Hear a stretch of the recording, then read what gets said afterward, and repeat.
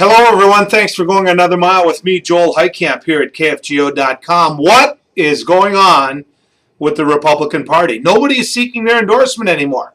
That's not true. There's a whole bunch of people seeking their endorsement, but some are bolting. No question about that. Kevin Cramer, the first to say, you know what, I'm foregoing the convention and going to take my case directly to the people during the primary.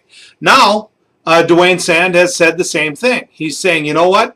The way these convention rules read and what's happening here, I don't feel comfortable that I have a fair shake at this convention against Rick Berg. So I, meaning Dwayne Sand, am going to take my case directly to the people in the primary. Today on News and Views, I had the opportunity to visit with Paul Sorum. I said, do you pledge to stand by whatever that convention says? He says, you know what? I'll do it as long as the current governor, Jack Dalrymple, says he will too.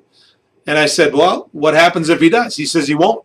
I've asked him a number of times, and he says he won't. So here we sit. Is that good or bad? It's a fair question for you here at KFGO.com. Is it good or bad? What I'll tell you is this.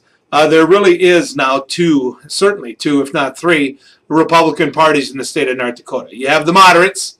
You have the people who have grown and expanded government, like Jack Dalrymple, he'd have to admit that himself, like Rick Berg as a legislator, and then you have the right members of the party. And by right, I mean further to the right, not necessarily right in their ideology.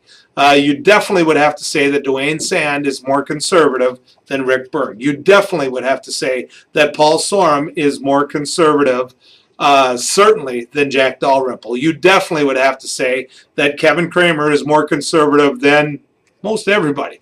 So the question becomes, what's really happening here, and does the convention process really matter?